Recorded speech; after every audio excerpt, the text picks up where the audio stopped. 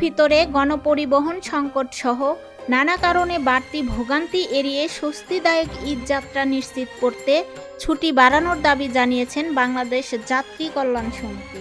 বুধবার এক বিবৃতিতে এ দাবি জানান সংগঠনটির মহাসচিব মোহাম্মদ মোজাম্মেল হক চৌধুরী। তিনি বলেন, আসন্ন পবিত্র ঈদুল ফিতরে ১.৫ কোটি মানুষ রাজধানী ছাড়বে।